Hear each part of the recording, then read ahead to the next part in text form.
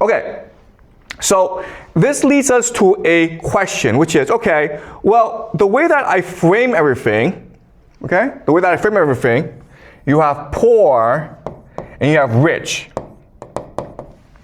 And as discussed, they live in their own worlds, and they don't really connect with each other. They have different parenting strategies, they have different outlooks. The rich stay with themselves, the poor stay amongst themselves. So this looks like a very stable system, right? Stability. Or the word we can use is equilibrium.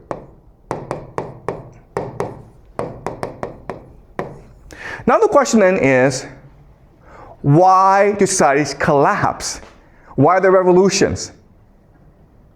Why are there social changes? This looks like a system of equilibrium where, because of parenting, people know their place and people know how to best strategize about maintaining their place. So why is there social change?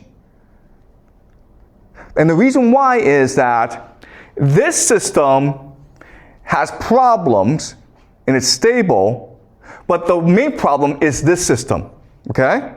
It's the rich that's problematic. And the reason why is that the rich are taught from day one to negotiate a better outcome. Okay, so another way of saying this is that the poor is like minimum outcome. Okay? The rich want the maximum outcome. The poor are like, you know what, if I'm alive, if I have a decent job, I'm okay. But the rich are like, no, I need to be the top dog. I need to improve my lot in society. Otherwise, what's the point of my life? Okay? So they have high expectations, okay? High expectations, low expectations. Okay? And this is a problem because power, it's a zero-sum game. Okay? Hierarchy is a zero-sum game. So only a few people can be at the top. So eventually you get into a situation where there are too many rich people and not enough powerful positions. And this is what's called elite overproduction.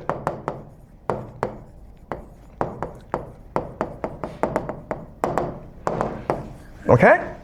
And then what happens here is that in order to get power, certain factions of the rich will align with certain factions of the poor against the powers that be. Okay? So all revolutions are always between the half a lot versus half some. It's never between rich and poor. It's always between half a lot and half some.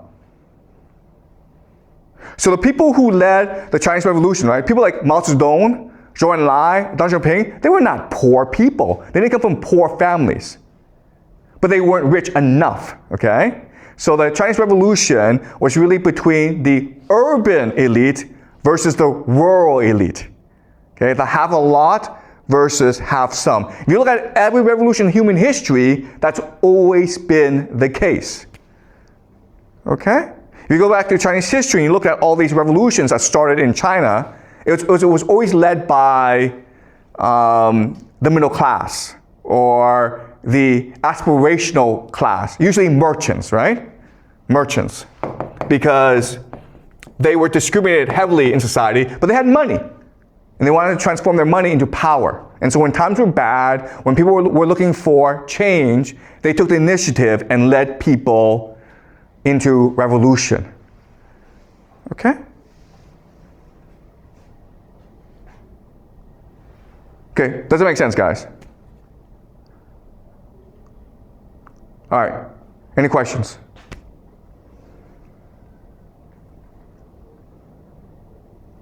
Yeah. All right.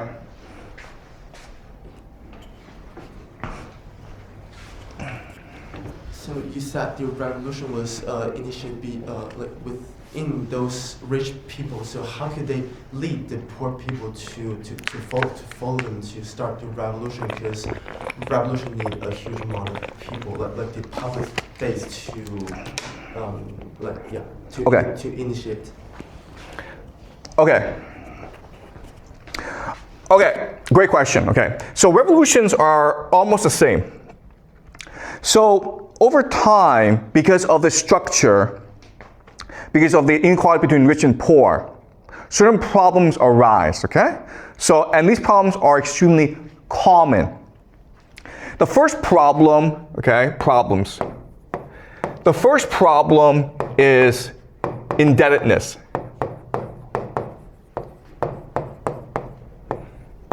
Because the rich have a monopoly over wealth, for the poor to survive, they need to borrow money. But over time, because of interest rates,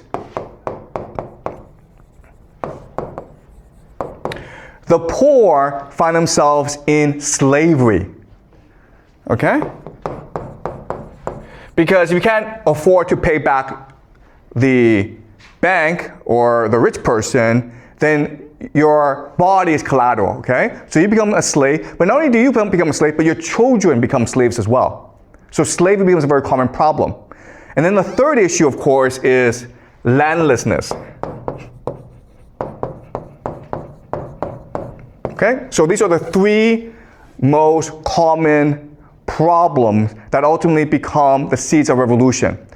The poor get into debt, and so they lose their land, and their children become slaves. Their children's children become slaves as well.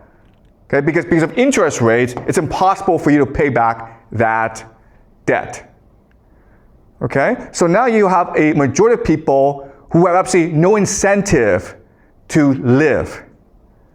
So what happens now is that a elite, okay, say to these people, follow me into revolution and I will clear your debts. I will give you land and I will end slavery. And that's it. Okay? Every single revolution has been like this. There have been different names, okay? So for example, communists are like, we'll create a communist paradise. But what's a communist paradise? A communist paradise is where debt is canceled, where people are given land, and where no one's a slave, okay? Then others like, okay, we'll create a religious paradise. Islam, okay, so Muhammad, the Islamic Revolution was about this initially. Later on it changed, right? And Muhammad said to everyone, we're going to create a kingdom of heaven. What's the kingdom of heaven? The kingdom of heaven is where people don't have debt, where people have land to feed themselves, and where there are no slaves. So if you're a Muslim, you can never be a slave. Okay? So look at every single revolution, it's this pattern. Whereas over time, because of inequality in society, you have people who fall into too much debt, they become slaves, they have no land, and then because of elite overproduction, you have this faction that splinters off, and who, in order to obtain power, get the people on their side, okay? And you look at the Roman Civil War, Julius Caesar was saying the same thing, right? Why was he so popular? Because he was saying to the Roman people, if I become king, I will get rid of your debt, I will free you of slavery, and I will give you land. And that's why they had to kill him, okay? Why is Donald Trump so popular in America right now? Same thing, man.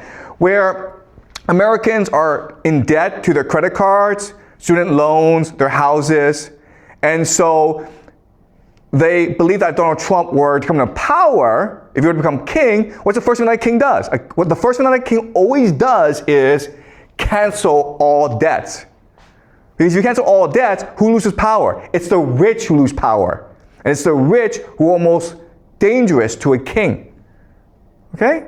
Does that make sense? Okay? So again, this is a very similar pattern in human history. It's all game theory, okay?